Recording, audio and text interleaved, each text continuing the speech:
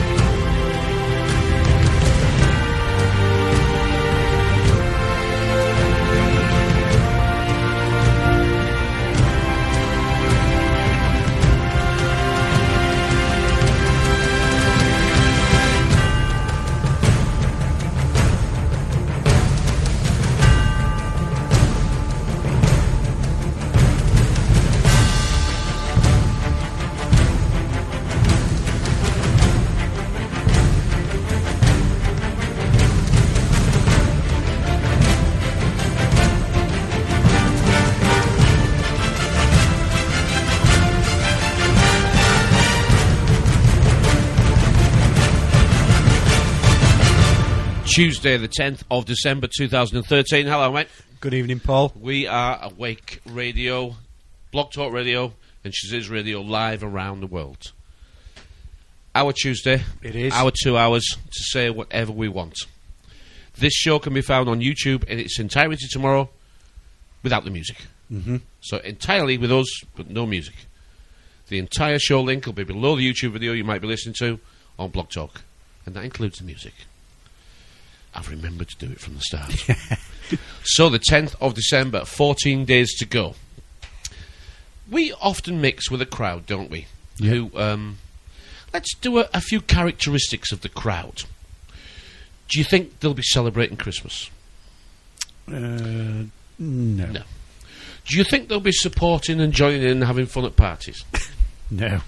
Do you think they'll be criticising those that have spent a considerable amount on presents? Probably. Do you think that they'll be criticising people who celebrate Christmas just because it's Christmas? They don't worry about the religious aspects or the deep-rooted origins of Christmas, which aren't like this at all. They have no Christ or God connection. They just celebrate it because it's some time off work. Do you think they'll be criticising those people? Probably. Do you think they'll get invited anywhere?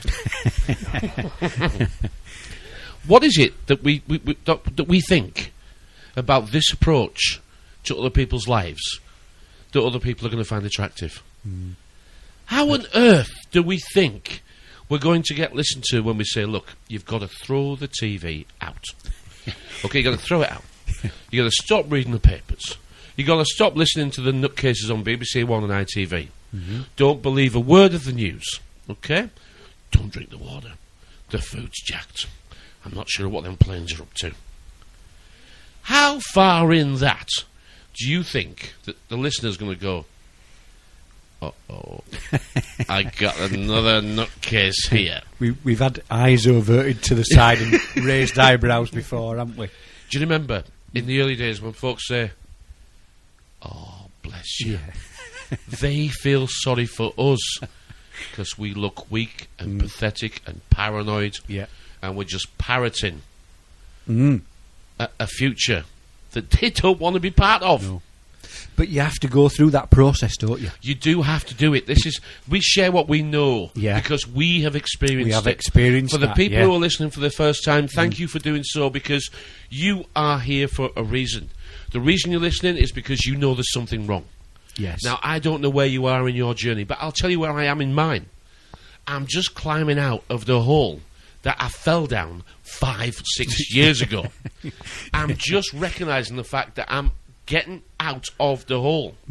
It's been an awful long ladder, and I've met some snakes along the way who have slowed my journey to what is back to the daylight. Because we do always have a choice. This system does not physically have a gun to our heads. It doesn't. And it says, and it still allows us, do you want to share the light, or do you want to spread the darkness? The choice is yours. And it's a choice that you'll personally make. And you ask yourself, am I sharing the light so other people can see? Or am I spreading the darkness and multiplying the fear? Which one are you doing? I got my hand up. I was multiplying the fear. Yes, me too, yeah. I know I was multiplying the fear. I've probably got 40, 50 customers who don't come in my shop. Do you know why they don't come in my shop? Because in years gone by, I made a real mess of trying to connect with them. A real mess of trying to connect with them. Has my business suffered? Well, luckily, we've survived. We're coming towards Christmas. For many people, especially little people, it's the most special time of the year. Yep. And I don't think we've got a right to spoil it. Now we can say, but parents are lying to the children. All right. But where are you going with that argument? Because intelligent parents, when the kids pick up on the fact that perhaps Christmas isn't exactly as I thought it was when I was 3, 4, 5, 6, 7, parents should say, I'm glad that you've asked me that question about Father Christmas. I'm glad you've asked me about, does he really come? And any clever parent would say, you're not a little baby anymore. You've asked me the right question. And I'm glad you have, because I wanted to show you in a way that you understood when you were little how Christmas should feel. But now you've got a little bit older, I want you to remember how Christmas felt, because what I want you to remember is not the Father Christmas lie that I told you. I want you to remember the feeling. And I want you to always ask yourself, what is it that's special about Christmas? Because for all you darkness spreaders out there, I can only speak personally, and all I share is my experience. I'll be up in Massam, which is just 10 miles north of where I'm sat now, and my mum is in the graveyard with all the people she knew through her lifetime, and she's parked with all her friends in Massam graveyard. And if, like every other year, and I'm sure it will be, I shall get out of my car, park it on the marketplace and get out of my car, and it'll be 10:30, 10:45, Christmas morning. And I'll wander across the marketplace. And it's a jolly busy place, because people go to church. Time in the morning. Yeah, they do, It's jolly busy, and we've had our first round of opening presents, and now we're off to somebody else's house to drop off presents or to share their joy. Or it's a busy old place. You can see Christmas jumpers, bikes and bags travelling from house to house. And Christmas Day is the only day in the year where if I didn't say hello and a very happy Christmas to everybody I meet, I would have been rude. Because I don't feel obligated. I want to do it. And they do the same back. And that's the one day in the year when we go out of our way to overcome whatever problems we've had over the past months and years that we've not been able to resolve. As you get older, Christmas means different things. I've just given an example of how to speak to a child about, I wanted you to learn how it felt, about the magic that is Christmas. And I wanted you to remember that feeling of magic, and I wanted you to learn why we do it. Why do we do it? For me, there is one major factor, and that is that the news calms down. The TV programmes change to more family-orientated films. We feel our year has been building up to this moment in time, and we're determined to enjoy it. No matter what's happened previously, we say, no, I'm going to enjoy it. I'm going to put the differences aside, and I'm going to enjoy Christmas. I've worked all year, and this is it. The TV calms down and plays nice programmes. The news almost disappears from our screens. The oppression, the suppression, the depression, it all just subsides. The bad news takes a back seat for 24, 48, 72 hours. And look how we react. Look what difference it makes to us. Yeah. We can't help ourselves. We say Happy Christmas to people we don't know. We kiss people we wouldn't even go near at one point. And we feel obliged. It would be rude if we didn't. To shake hands and give hugs to people whose names we don't know. There's a magic in Christmas, isn't there? There's a real magic in there. Yes, there is, and it's a shame it's just for those few days. But it doesn't have to be, does it? No. Because there is something about Christmas that you can see it. You can see it repeated, right, at a certain place. It's very poignant. And if you haven't been to this place, and I'm not going to tell you what it is, I'm going to play a little clip. Because if you go to this place, you'll see something. I'll stop talking, you'll see what I mean. Have a listen.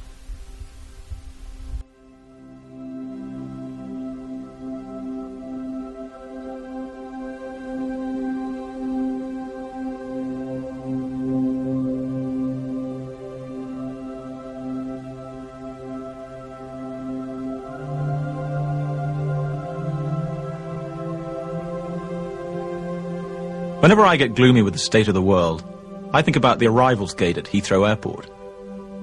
General opinion's starting to make out that we live in a world of hatred and greed. But I don't see that. Seems to me that love is everywhere. Often it's not particularly dignified or newsworthy, but it's always there. Fathers and sons, mothers and daughters, husbands and wives, boyfriends, girlfriends, old friends. When the planes hit the Twin Towers, as far as I know, none of the phone calls from the people on board were messages of hate or revenge. They were all messages of love. If you look for it, I've got a sneaky feeling you'll find that love actually is all around. All the music we play is part of our show. Tuesday, the 10th of December 2013, we are live on Awake, Shaziz, and the Blog Talk Radio Networks. However you're listening to us, I am very grateful you are, and if you're on YouTube, I'm also very grateful. Me too, yeah. Because we don't do this for the reasons that you think we do it. We do it because we try and share our experiences, because a lot of people walk away from this after 3, 4, 5 years. There are many reasons, and one of them is that you try and learn all this stuff. You try and keep up with everything that's going on. This is not your race. This is not the race that you belong in. The war that's going on, and has been going on all your life, that is being co-opted by everybody around you to sell you the solution for the problems they think you've got. The war is in your head. It is quite simply the good versus evil fight. It has been extended, confused, complicated, spun around. But it's nothing more than you know what you should do, but can you do it? Our flag was the double cross, and it wasn't a mistake. Because the English probably, and I don't know this, are probably the best in the world.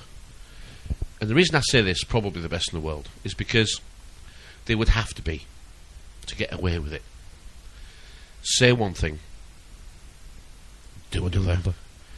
The art of war, and I've mentioned this many times, and it's not because I think you've got a bad memory, it's not because I want to repeat the shows in word for word, but we try and share what made a difference to my journey. Once I understood the ultimate art of betrayal, how you win a war, you you purport to be an ally. Yeah, you set out the rules of war. Yeah. And then go ahead and break them all. And that's the world we live in. Yeah. That is the world we live in. We are constantly betrayed by those that pretend to serve us. Yeah. And whatever you can understand what's going on in your world, it's going on in the world. The same, but slightly different. The game we're involved in is the ultimate only game in town. It's the game that's been fought our entire lives and by everybody's entire lives before us. The same fight against being enslaved. And look at what we've got. Look at how we live. Look at the houses. Look at the luxury. And look at what we've got. Now we're having to fight awfully hard to keep it. Keep it, yeah. Because they want to take it back off us. They do. They see this as revenue. And the word revenue is just to send back home again. Yeah, revenue. Revenue. Send it back to where it started from. And when we talk about revolution, we need to be careful. Because revolution is not a start of a new cycle. It's the completion of the old one. The old one, yeah. And one of the biggest head problems that I had for a long time, and I suspect other people have, and a lot of our reporters confuse us because they say the mainstream cannot be trusted. And then they go right ahead and report what the mainstream is saying as if it's true. Now, this is a real conflict in your heads. And you've heard about cognitive dissonance, and you've heard about believing two alternate descriptions at the same time. You've heard that you can hold two opinions, two opposite opinions, and you can hold them both at the same time and defend them both, depending on who you're talking to. Can we yet understand that rightly or wrongly, intentionally or just by ignorance, this is what is being done to us? We've been told the mainstream media, however it reports to us, are lies. They must not be trusted. And then we construct the reality that we think exists from what they've said. This makes no sense. This can only lead to a road of never-ending conflict. Yeah. Because every time you try and explain reality, you're using somebody else's information. And the rebut that everybody says to you, but it's in the papers. You've just told me the papers tell lies. And now you're telling me it's in the papers. And you've just told me the internet is a deceit. A place of... It's a web. And in the web we find deceit and lies. And now you're quoting to me from the internet. Do you realise how the very tools that you're using are the very tools that have been used against you to stop you actually achieving anything? And you say, well, what else have I got? I'm going to actually upset a few people. It's at this very point that one of the biggest shoes should drop. You're not thinking for yourself. You're looking for an explanation given to you by somebody else. Yeah. Now, if I was 20 odd years old, I may well actually be being sunk, drowned by this stuff. But we had guests on 12 months ago, 14, 15, 16 months ago. And these guests were very kind. Not one of them charged. None of them charged for the time. No, they didn't. all made time and gave us time for free so we could make the show and get information that we thought was appropriate out. None of it was our information. No, it wasn't. None of it was ours. In fact, looking back, I'm not quite sure what we were doing. Although I said last week what we were doing. I think we were trying to get off to a bit of a kickstart, a head start. And if you remember at the end of the year, and in the early part of this year, we had a few guests on. And those guests were fine. This is not... Please don't mishear what I'm going to say. We didn't like it, did we? No. we realised that this wasn't our show, was it? It didn't belong to us. No. We weren't being true to ourselves, were we? No. The one show that does stand out to me, and I've been back and listened a couple of times, and that was when we had Barry Trower on. Yes. That was he was so unassuming. He just said, "Whatever you want, sir. Whatever you want to, whichever way you want to go." This is sir. the only gentleman. He was a gentleman. We sent flowers to. You did. We did. Yeah. He was. Yeah. There was something made me send flowers to him and his wife. Did, I remember. Yeah. And it was that. It was that way of being that made me not only just say thank you on the air. I thought, I'm going to send him something because that was lovely. And he said, you can have as many hours as you want, and next time I'm on, tell everyone I'm coming and get as many questions as you want, and I'll answer them all if I can. Yeah. Do you remember that? I do. And he's done that for many other people on the net as well. He has. So we don't need to ask him to do it for us again. No. But you're right. And there was another lady called Mary Fee. Mary Fee, yes. Do you remember Mary? She was trying to get alternative currencies going. She was. And she didn't know much about the monetary system, but she knew she didn't like it, and that was good enough for us. Yes. That was good enough for us. She was helping poorer people than herself. Now, we're starting to learn that we are moving into an era of never-ending austerity now. Yes. While they sit on their thrones. Awarding themselves pay rises. Yes. If people can't see now, I don't know how much further you need to go, but it's going to keep going anyway. That's the news that I've got for you. Yeah. We've got 2.5 million people in this country. We have. That are forecast to not be able to afford Christmas. I think that's actually probably the low end of people who are prepared to admit they can't afford Christmas. Yeah. I think that'll be the low end. I think that the number may be higher. But let's not get stuck up on what that number is, because it doesn't matter.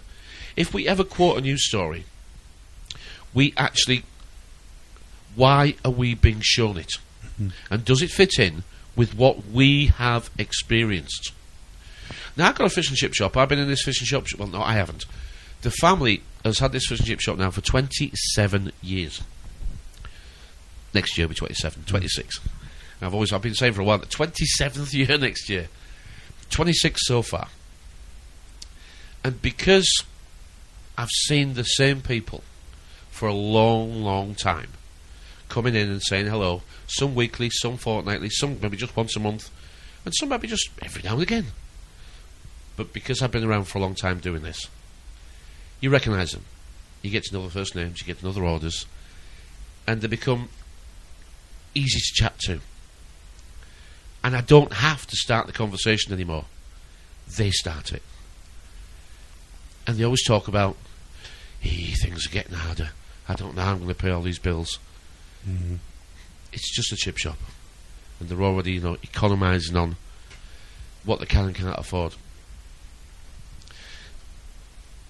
2.5 million people are going to have to go into... they're going to have to go to a loan company just to pay for Christmas. But that's... what I've just said there is wrong. They don't have to go to a loan company to pay for Christmas. They're a little bit... They've got kids. Yes. They've got kids, and they don't want to let the kids down. And they don't want to say no to the kids. I know. And that's not a conversation that we need to get involved in. No. We did... I can say we did say no to ours. And you do get the tears and you get the upset, and they're not quite as pleased on Christmas morning, but we were in the era of the Xbox and the PlayStation, and we just couldn't afford those. But these are the things we're now starting to... We're going back in time. Now, on the esoteric part of your journey, and we've been through it, we're in the age of Pisces. And Pisces primarily covers the month of March. And the month of March, the controlling planet is Mars, and Mars is the planet of war. Okay? And I think we can say quite comfortably, over the past couple of thousand years, history certainly tells us that man's evolution and his ability to control and become powerful has been achieved through nothing else but war. But war, yeah. And even though we don't feel it in the way that we don't see the gun, and we don't feel the actual physical hands-on oppression that we're under, it is there for those that choose to feel it. You can't mistake the chains. You can't mistake the ever-tightening net you can't mistake the, if I don't do as I'm told, I'm going to be told what to do, or kidnapped and fined. But that's just there for a few right now. And for those that do as they're told and pay their bills, they're not going to feel that. Because what we're talking about isn't for everybody. And I don't feel especially gifted at anything, because I know I'm not. And you said a little while ago, and I agree entirely with the phrase that the one thing we've learned is how much we don't know, and how much we would love to be wrong. Yeah. And that allows us just to listen and decide what makes sense to us, not other people. No. And the other thing I've said, I'm happy enough hanging around just to pee them off a little bit. Live as long as you can. Yeah. Live as long as you can. Live as long as I can. Live as long as you can, and just to spit in their eye. Absolutely. Say, yeah, I'm still here. But back to the esoteric, the Pisces, the two fish, the duality, which we've talked about over the months and years we've been doing this. But that's not what I'm talking about. We're moving from Pisces, for those that study this, into Aquarius. Yes. Now, Aquarius can be called the dark month. Okay, we've got 4 dark months. We go from Aquarius to Capricorn to Sagittarius to Scorpio, backwards in time. Yes, we're travelling backwards in time. The celestial stars are going backwards, so we're going forwards. And if we look at just a little description of what was called the Dark Ages, let me just read this. Whose teeth have I got? Dark Ages, the concept of a period of intellectual darkness and economic regression that supposedly occurred in Europe following the collapse of the Western Roman Empire. That's what we talk about as being the Dark Ages. A period in excess of about 200 years that history struggles to record accurately. Doesn't really know what happened. There's no record of what really happened. Just because you and I can do this. That description does sound familiar. It does sound familiar.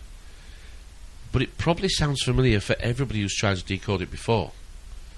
Because we live in a world where all people can't afford to buy houses. And we spent our time blaming banks and the way that they make us pay twice.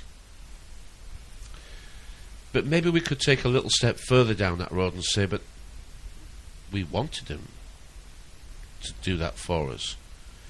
Because you and I benefited greatly from the house prices increasing. Now, there was a time in the late 50s and 60s that you almost knew how much houses were going to be, because you only had to ask what was the average income for the area that you were looking to live in. And the average income, let's do it on today's figures, if the average income of the part of town that you were choosing to live in, and if the number one income earner, his average income was maybe £25,000, £30,000 in today's money, then should we try and look at how it was done in the late 50s, early 60s, it was always done 3 times the number one income earners' wages.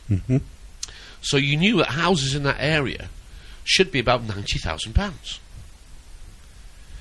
Well, where I live, and I can see a couple of estates from where I'm sat, I suspect the average income of the number one wage earner is about probably 30 grand. And the houses that they're living in, which are just 3-bed semis, should be about 90-ish. Maybe a little higher, but not much more.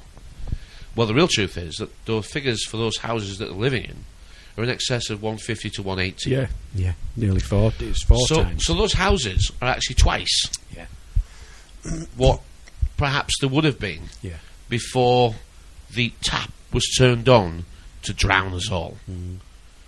To drown us all in the debt, the ignorance and the debt. And are we guilty of happily watching those house prices go up, thinking that we would cash it in at the end and use it for our own pleasure?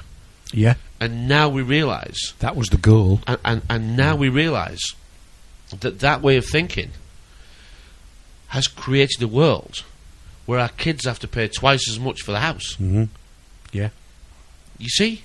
So we can blame banks for making us pay twice as much, or we can blame ourselves as well. You see, we couldn't have got the money if the bank said, you're right, that's a good valuation. I think you've got a good buy there. So the banks confirmed our evaluation. And there never was a gun to our head, was there? No. There never was. We said, I'm having some of that. Put your money in bricks and mortar, lad. Can't go wrong. Can't go wrong. Even if you have to pay, even if you have to stretch yourself to the limit now, it'll be worth it in a short time. Yeah. Used to be true, that, didn't it? It's not true now, is it? No. We're going from March and Pisces back into an age that's going to be known as Aquarius. This is a darker age than March, because February is a lot darker than March.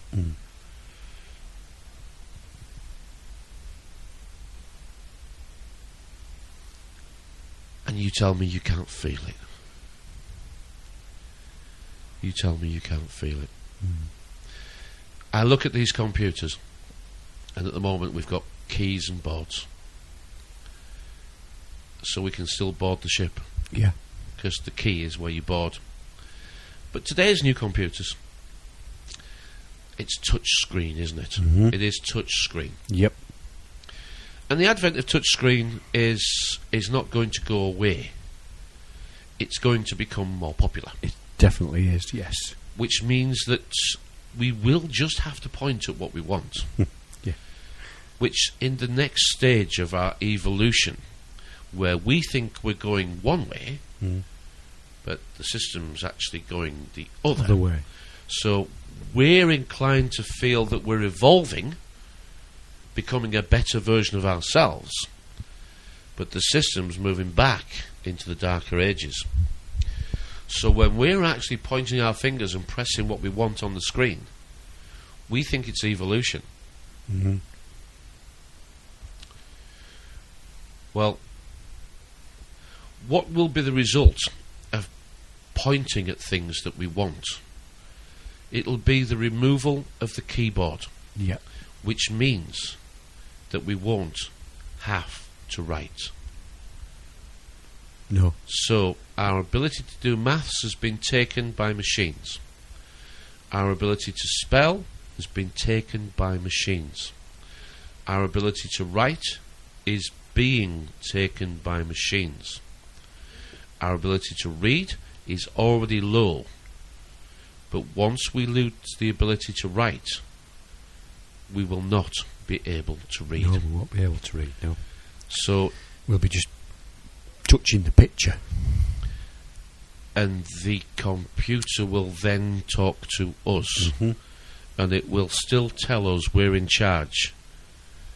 And the fact that we can't compute, speak or spell, won't matter. It won't matter. No. Because we'll still think that we're in charge. Story about a boy and a dog. A fine, healthy boy comes across this dog. But the dog is near starvation.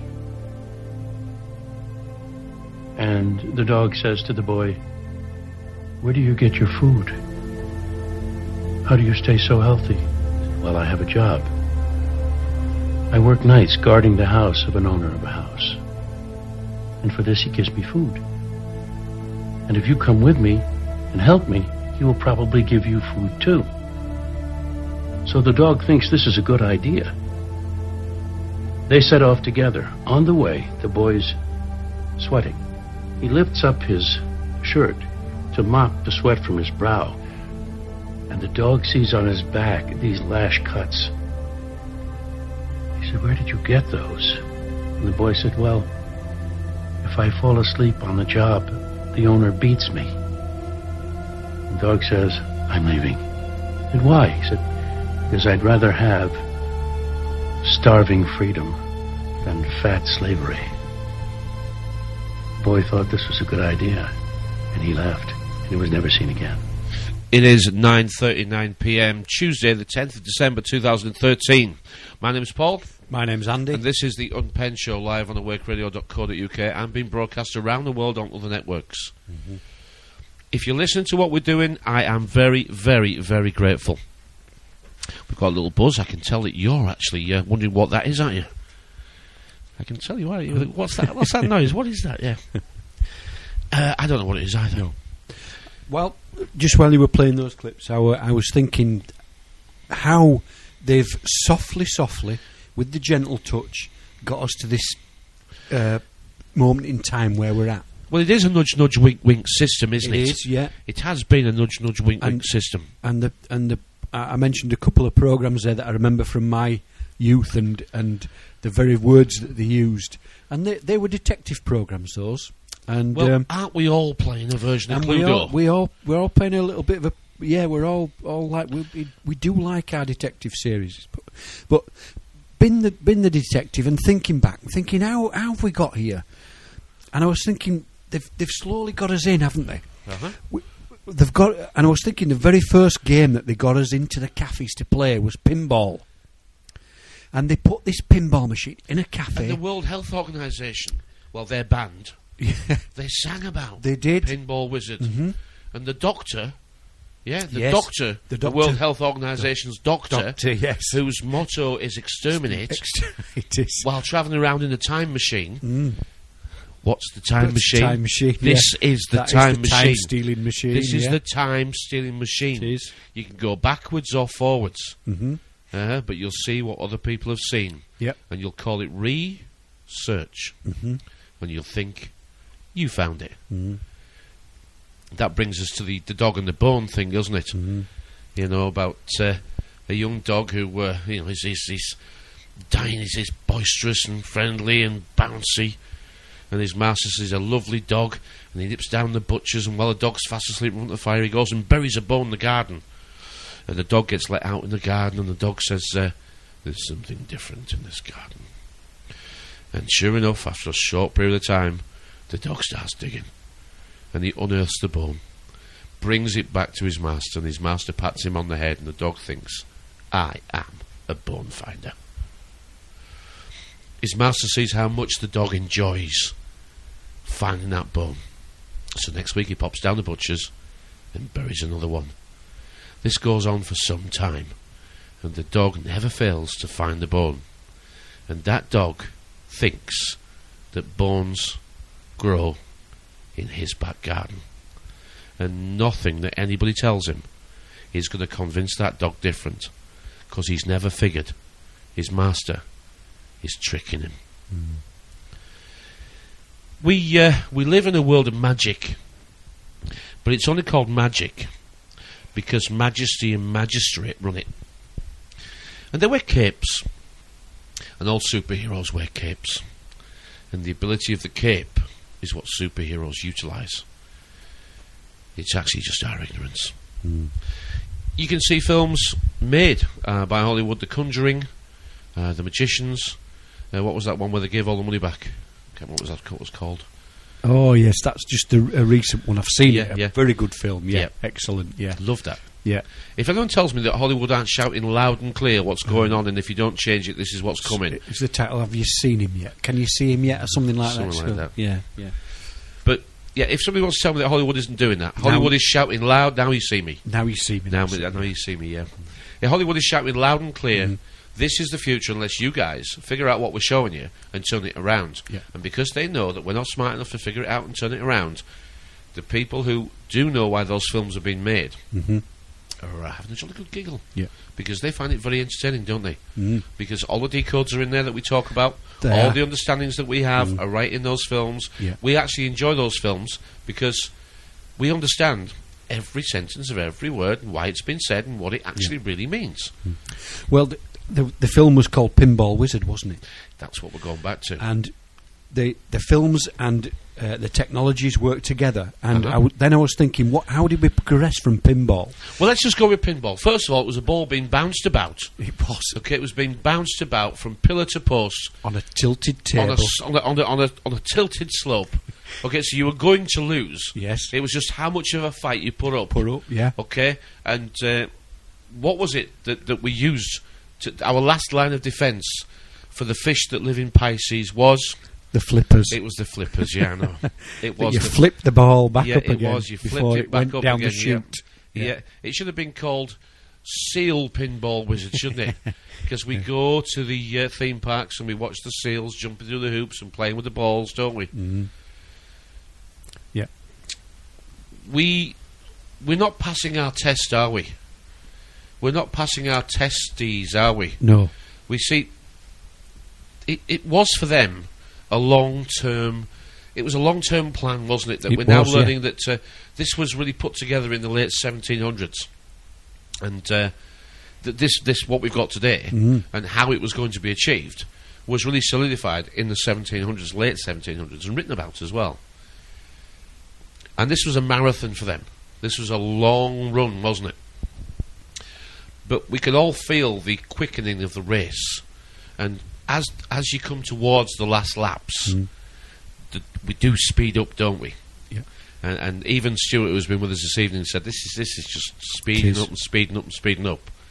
And some say hamster wheels, but I'm sticking with the race. Yeah. Because this is the English race, who Jack Straw says is a race not worth saving. Yes. He actually says this is a race not worth saving.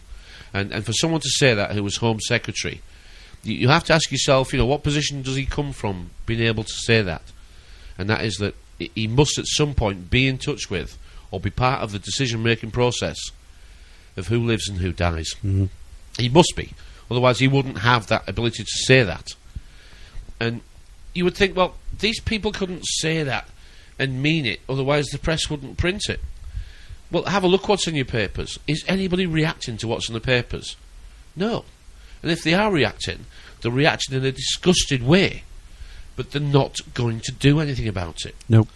They're not going to actually stand up and say, I've had enough. Enough is enough. It's time that we actually started talking about something that matters. And that's not only our future, it's our children's futures. And our children's children's futures. But they've got them as well. I know they have. They've got them. And if we move it on then from the pinball, and we were thinking back, how did that progress? And the calculator. Yeah, the calculator came in on the education side. It did. Remember, classifications is what we live in. We live in classes, and we fill in forms, and forms and classes, and apply for things. And we do, yeah. Forms and classes is what we've been educated to follow. Yeah. In this deck of cards, which is what it is. It's a deck of cards, and let them fall where they may, and take your chances. Because life is a wheel of fortune. But yes, the pinball machine, then we got the calculator, then we started to get... We got the video games. The video games started coming in, you're absolutely right. The Space Invaders. The Space Invaders turned up in the cafes and restaurants and motels and hotels. And it took over from the pubs, pinball of course. Machine. And they were called Space Invaders, weren't they? Space Invaders, yeah. Space Invaders, which of course is aliens. And we're not talking about aliens that we're not talking about ETs here. The decode for alien has got 6 different decodes, and only one purports to be extraterrestrial. The rest of the translations for alien exist on this planet right now. Yeah, they do. Now, last night on one of the Sky channels was a program called The Happening, and this was two young guys, 2 new magicians to the UK TV scene. And they were faking an alien invasion in a little town called Stamford. And this was obviously done earlier this summer, or at least it appeared to be earlier this summer. And they were showing us how to fake an alien arrival, an alien sighting, and they were showing us how to fake the whole alien invasion on a little town called Stamford. Now, I know it's TV, and I don't believe TV, but they were interviewing people on the street, regular, normal people, lots of interviews, and no matter what tricks TV was playing, for me to see, the people on the street, and many of them, they believed it. They believed what was going on, the lights in the sky, the crop circle, the loss of time, and the disappearing. It's all magic. I know it's all magic. I know a lot of actors are used. The only way that this can be successful is to use actors. I realise that. But the locals, they were convinced. Can you not see? They're showing you how it's done. and we're not smart enough. Do we not see the conjurers and the reveal. magicians and Now You See Me? Do we not look at the Michael Caine's in the period of he's been two of them, hasn't he? About the magicians and the conjurers. He's actually done at least two that I can think of recently over the past 3 or 4 years. Yeah. And out of those two films that I can remember, they're both set in the music hall times, and how magicians used to compete with each other to invent ways of deceiving the public at large, and the lengths they went to without any technology to deceive the public, and successfully did so night after night after night. We now know the holes in the stage and the duplicates and the doubles and the mirrors. We understand because we've been shown how they did it. But go back 150 years, they didn't know. Now look what we've got. Look what technology we've got now. I can't even imagine what's possible. But I know my eyes can be deceived. If they could be deceived in the 1850s, they can be deceived now. Better. Haven't magicians always prided themselves on the bigger the better? Yeah. The bigger the trick, the better the magician. And look what we've been shown over the years. The bigger the tricks, the more praise they get. This is just showing you we live in an illusion that we choose to believe because it allows us... And we'll invest money and time in it. But it allows us to do nothing but exist in it. Because it's entertaining. It is entertaining, yeah. It is good. It takes away the doldrum. It is good. It is. The run of the mill of the day. You can feel. I mean, you can feel yourself being sucked back in. And if I watch, especially the BBC News or some of the BBC programmes, I can feel it. I can feel myself being. It is. It's a physical draw into it. The heart. I was because of my day and how it's built and what I do. I get to listen to Radio 4 just in snippets while I'm driving around, picking this up, dropping that or whatever, going here, going there. And they had a programme on Radio 4 and there was a lady on there, and I don't know whether it was real or not, but I only caught some of the interview. It doesn't matter because we're only interested in what bullets they give us. Yes. Are these bullets for us or to fire at other people? And she was interviewing a lady who her husband he was serving 6 months in jail for paedophilia, and she claims she knew nothing about it. He had images on his computer, blah blah blah, and the interview the interviews said, "Now you've forgiven him, haven't you?" She said, "Well, I haven't forgiven him, but I won't abandon him, and I won't leave him." And she was prepared to stay with him, and the stigma that was around it, and they'd got 2 children of their own as well, and she was adamant that he'd not fiddled with those. But what you're showing here, it's just one lady sat talking. It was one lady sat talking. Who could convince millions. Yes, that she's accepted he's done something wrong, he's paid his penalty for it. Do we think paedophilia has been normalised? Yes. We do, don't we? Without a doubt. We do, don't we? Slowly but surely, they're telling you that they're telling you that this happens. And the initial reaction to this has been in many ways, that's terrible, that's terrible. But I don't hear it now. I don't hear it in such a way that I used to hear it a few years ago. And the system always teaches those below it how to be successful. And we're moving in now to a time of corruption, where corruption now is the accepted method of getting on. And there'll be a small section of society that says it would appear that this messing with kids is the way to get on. So if we want to get on and we're presented with this, if this opportunity comes up and we get to join a group that is involved with this sort of stuff, we already know that that's a possibility that might happen to us in our social climb to try and get on.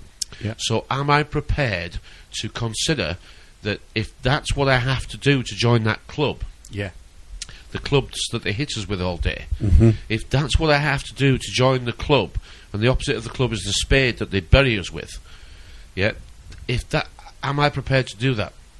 And then you have to answer the question in however you feel, and you understand that joining the club you might have to have and overcome this challenge. This is, on one sense, it's a recruitment tool for the establishment Yeah. Because you have to be compromised to be allowed in. You have to have said something, or betrayed somebody, or told a secret that can never be told, or you have to have committed an act that has been witnessed by the others, and you have to be convinced that they've committed the same act, and that is the bond that holds the fasciae together. Yeah. That's the bond that holds the bundle of sticks together, the bind. So when you're in a bind, you're stronger. Yes. You're bound, or bonded. And it's sick, innit? But it's not new. It's not new, no. It's not new. It's not new. I mean, here we are with our set of morals of how how we think the world should be. And we have no problems telling the world if we think it should be like this. And the 10 Commandments were given by, as if we needed them, but apparently we did. The 10 Commandments, they make perfect sense, and we should abide by those.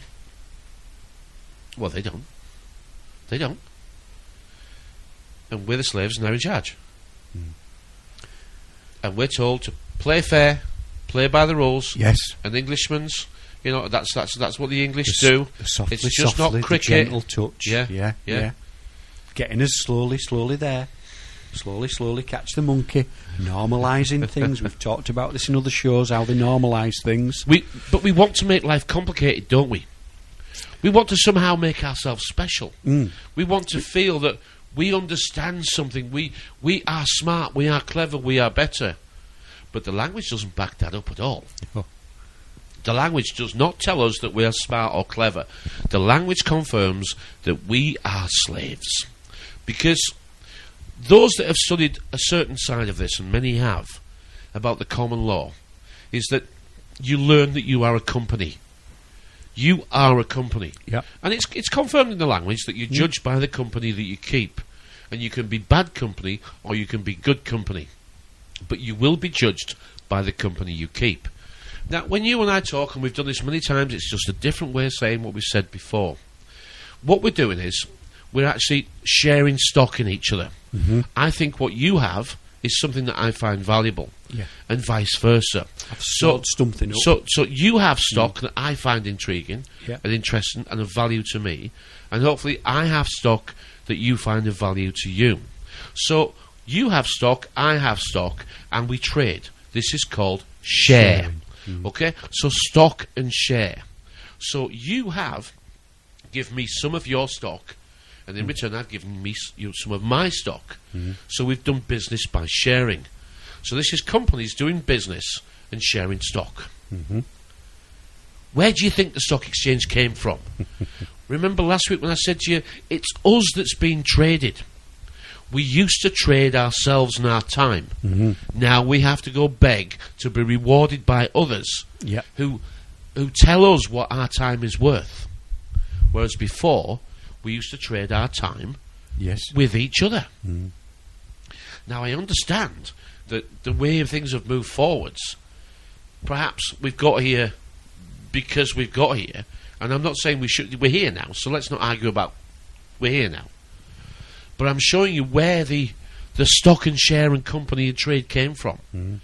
It wasn't new, we were doing it between each other. And I've mentioned a few times now that maybe for some families it's time to look at their finances collectively and start to purchase collectively instead of individually trying, some succeeding, too many failing. Perhaps it is time to bypass the banks. And you heard the starving dog clip that I played, and a lot of people might say, where have you got that from? It's from a relatively new film called God Doesn't Make the Laws. And it's a very good film. I won't give it a 10 out of 10 because it's not worth that. It's a low budget 6 out of 10 film, but it's got a good message. I won't spoil it. It's called God Don't Make the Laws. And there's a little speech in there about the starving dog, and I'd rather be a starving dog than a fat slave. And this is the lesson we're going to learn, whether we like it or not. These things take a long time to come to pass, don't they? They do. We sometimes spent time talking to people who say, this time next year it'll all be different. This time next year it won't. No, it won't. It won't. That's not the way the system works at all. The system takes one step at a time and waits to see how it goes. It does, yeah. Now, the race is speeding up because it's always the same. We were born with an instinct of when we were under attack, but they've given us a level of existence that's more comfortable than any other version that we know of has had. Yeah. But we've enslaved ourselves by accepting it. The electric, the gas and the water that used to be in the hands of the people of this country, and the people owned those companies. The government's job was to run it, and the profit was to be shared between us all. Well, used by the government to provide the services. A profit sharing scheme like that. But we don't have that. Nothing that England was is now ours. No. It's been sold to private, mostly foreign investors. Now, we say foreign investors, but that's because the name sounds foreign. I suspect the people behind these companies are the same people who've always played. They've always been there, yeah. And these people are hidden by banks. Yeah. They're cloaked by banks. The money just comes from somewhere called India or somewhere called China. You know, I think Emperor Cameron went to China last week, or was it the week before? He did. Then the headlines a couple of days after was China's going to help us with the high-speed rail link that we don't need, number 2. Yeah, sold us out for £6 billion, hadn't he, or something? That's the sort of thing, though, isn't it? Yes, it is. Yeah, that is the sort of thing that is the sort of thing. It is easier to figure out than we think it's easier. It is. And a little story that fits with what we're talking about now. You're talking about goes right back to the 1700s. In the late end of the 1700s into the early 1800s, Christopher Babbage invented the computer. He was an Englishman, and he invented it for accountants. I was going to say, it was an accounting computer. It was an accounting computer, but it was the first computer. It has been recognised as the first computer. You're absolutely right, He because he liked to drink and he liked a bit of the good time, he ended up being the idea was stolen off him, and he ended up dying a pauper. Haven't we heard that a few times? A pauper's grave. And this is where we are today. This is stealing this time off you. It is. Just as Cameron's done now, he's gone with his begging bowl to China. But this is all theatre. It is. This is all theatre. All the Western banks are waiting for China. They are. They're waiting in China for England to go begging to China so they can buy England from afar cheap. All right? It's what I would do if I could. You know, it's what you would do if you were sat in those chairs. It's not that I want to do that. It's just that when you've got a business-type approach to the world, you think, well, how would I do it? Well, I couldn't let them know it was me. I couldn't let them know that it was their own government. It was their own government that was selling them out. I had to make it look like China. Yes. Right, was buying it. We had to make it. You know, I never once realised that my own government was busy raping my country. So I had to go to India over the cover of foreign aid and foreign investment. So the money was sent from the UK to China, then I went over and begged for help, and the very same money came back, having bought shares in it. I mean, the Bank of England can't be seen to be buying shares in HS2, can it? No. Otherwise we'd figure it was a business. We'd figure it out, yeah. The Bank of England have to be seen to be the saviours. The banks are going to save us all. They're not, but they're going to save us all in the long term of how this is going to work out. They're not selling the country out to foreigners. They're just selling out to foreign holders of the banks that have been raping us all our entire bloody lives. That's what annoys me. Yep. Alex Jones ending that little bit of the song there. Say what you want about Alex Jones. I don't mind, I can't hear you. I don't mind him. I don't know him. I listen to what he says, and I use something if I think it's any good to us. Is there a new world order? If that's what it wants to call itself, that'll be fine. but there's certainly a world that we can't really see very well, creating what we live in.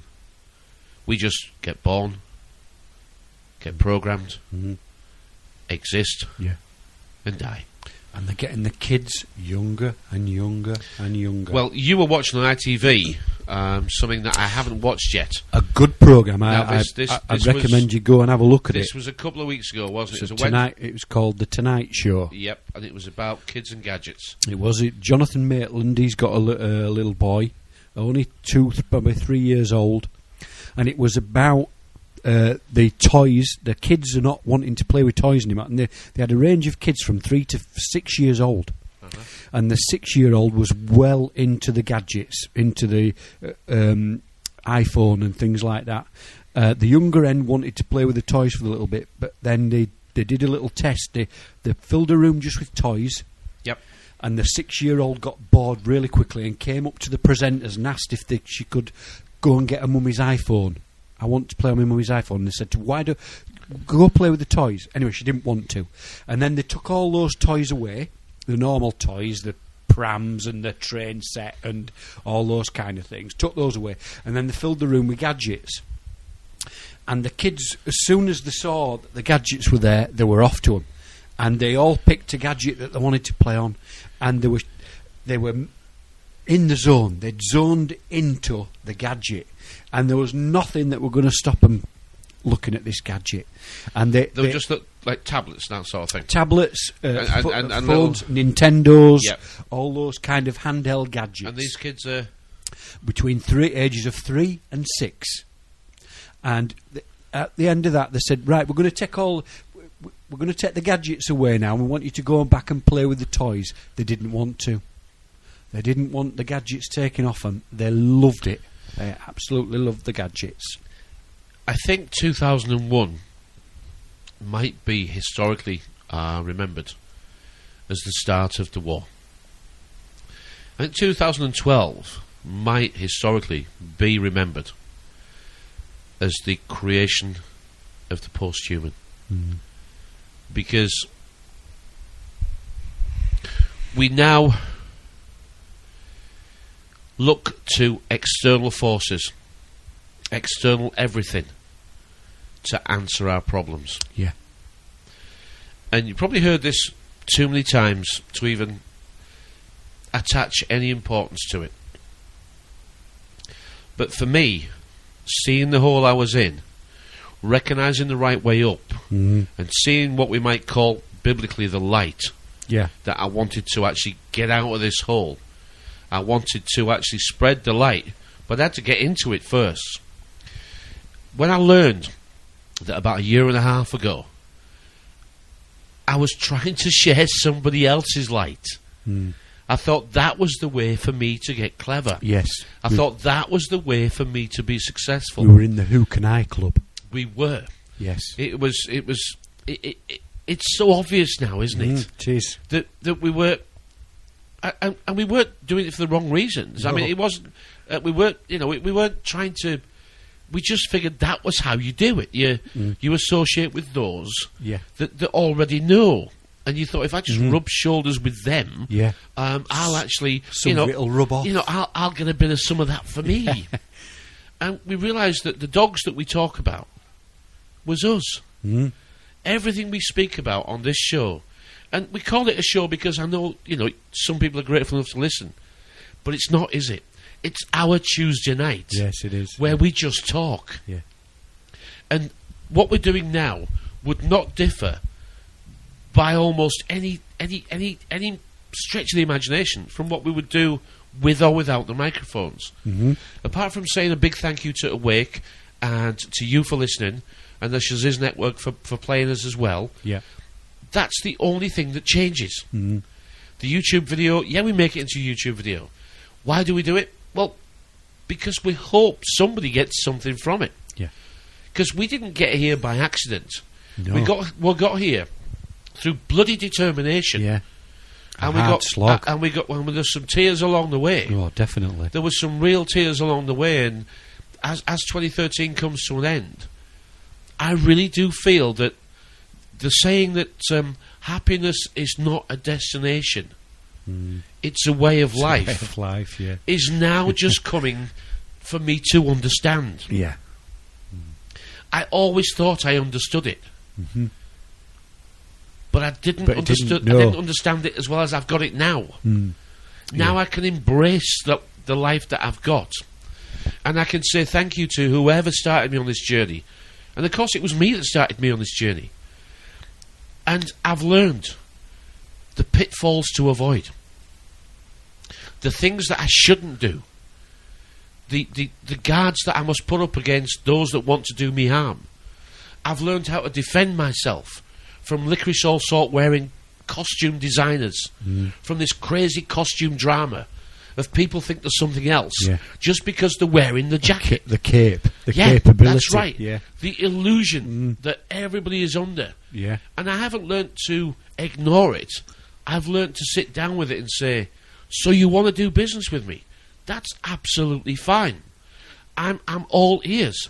I don't know if I want to do business with you yet, but what you got?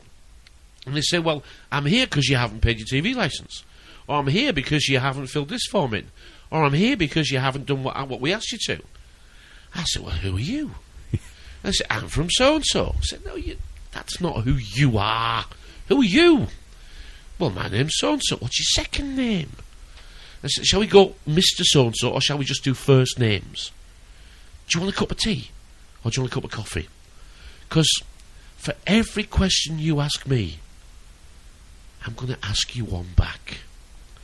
Because I don't know if I want to do business with you. You see, I know you've got terms and conditions, and so have I. Because my company is up to me. And I want to be comfortable doing business with you. So I need your name and your address and your date of birth. And I need to know that you take responsibility for what you say to me today. So when you say, I must do so-and-so, I'm going to say, okay, could you please provide me with the evidence that says I must, and then your power to enforce it, and where you got it from. I'm not trying to be difficult. I don't want to get you in trouble. Because if you're actually pretending to be something you're not, then I'm going to find out, and I'm not going to be very happy. So the best thing is that I'll answer yours if you answer mine. Never had a problem yet. Never had a problem yet. Because they call it a contract, and it's not a contract because they're not going to sign it. No, they're not going to put a signature anywhere near it. It's an agreement. And you say, well, let's have a look through it. And then I usually trot upstairs and get the law dictionaries, and we go back out, and by which time we're on the second cup of coffee, and I'll say, look, I am expert at law. Are you? And they say, no. So, can we just check a few things, because I don't know what I'm signing here. And because I don't understand that, and because I don't think that's going to be good for me, can I cross that out? Is that okay with you?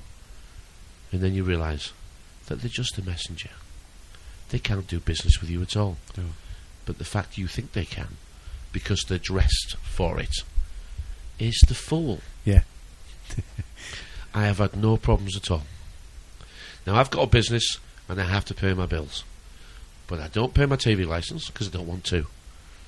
Will I pay it? Well, let's see how we get on. Now, yesterday, you counted how many unopened letters do I have from TV licensing. How many have I got? About 15, somewhere like that. 50. Have I opened any of them? No. No, I haven't. Okay. Why am I doing this? To see what happens. To prove a point. Yeah. I will give a little bit of advice if you choose to take it, and that is that you need to learn to answer the phone without giving your name away. Yes, I do that now. You need to say, hello there. They say, am I speaking to the owner? Am I speaking to Mr. Vickers? They say, hello there, thanks for calling. Who are you? Oh, thank you. And why are you calling? And they'll say, because, whatever it is. And they'll say, so you're inquiring if Mr. Vickers is available, are you? Yes, I am. You're asking if he's free, are you? And they say, yes, I am. If he isn't free, are you happy to pay for the time? Pardon? So he may be busy. He may be really busy doing something else. And if I ask him if he's free for you, he might say, no, I'm not free. I'm busy doing something else that generates my income.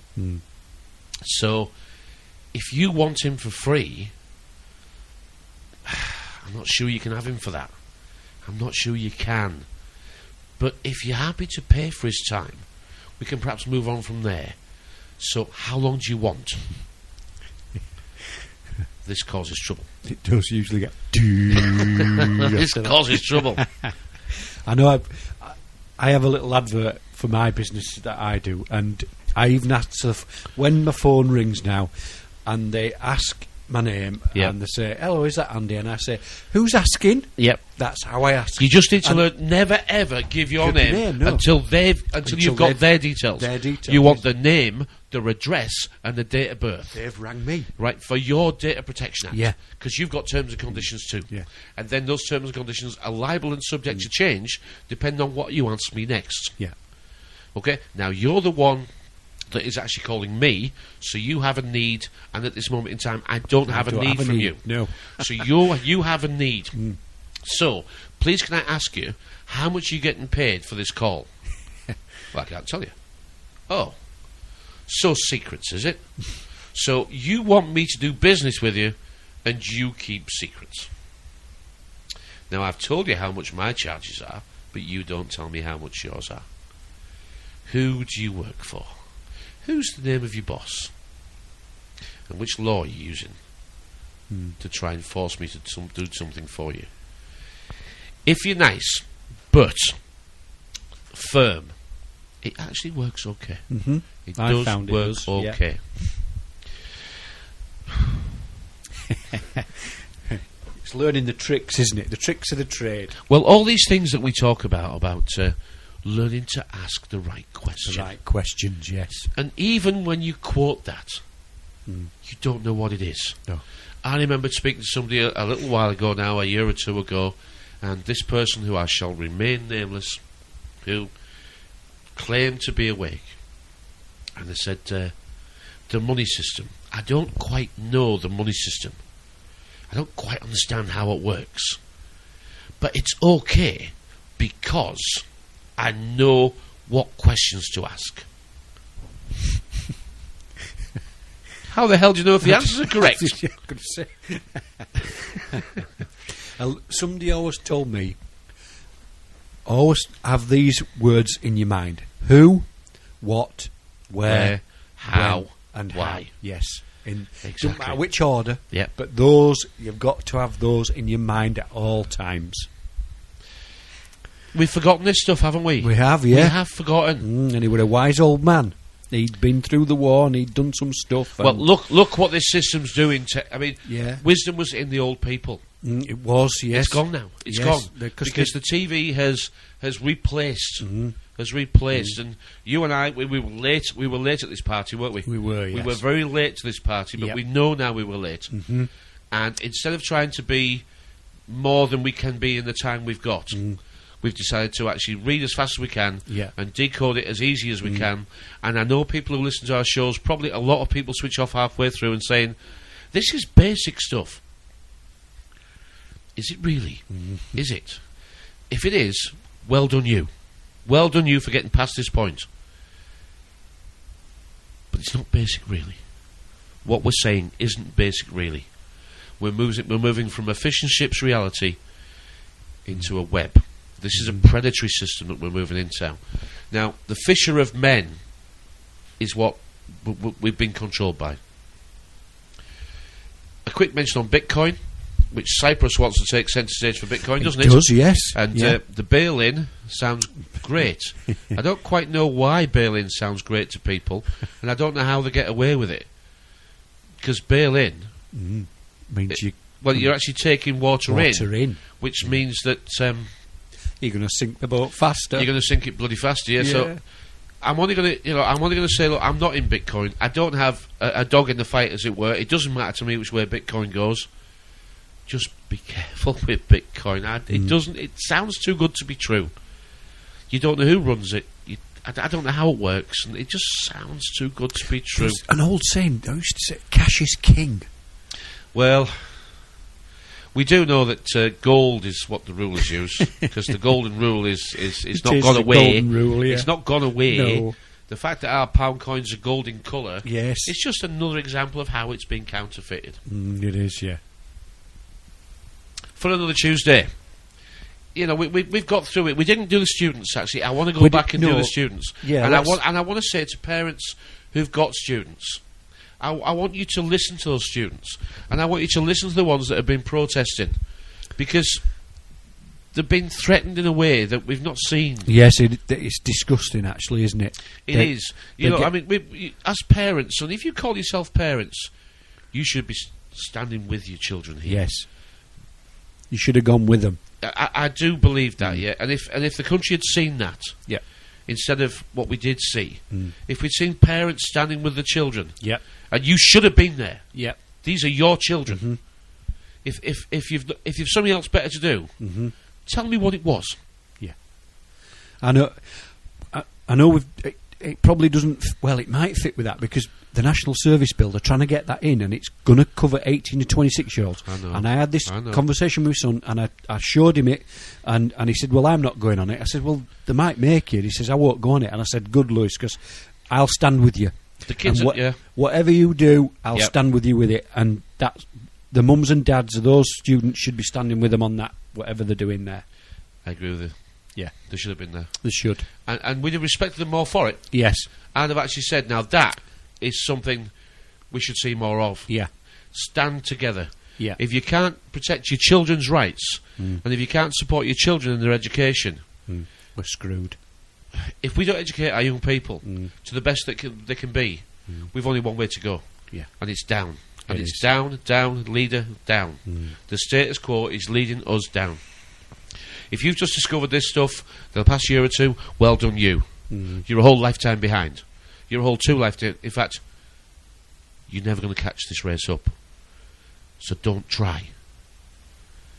The war is in your head.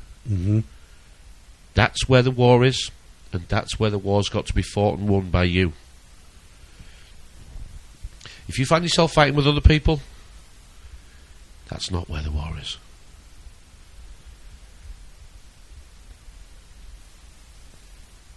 I hope that 1 or 2 people make contact with us. Yeah. We don't care about subscriptions. No. We don't care about views. But we would love to meet people who do care about the real world. Yeah.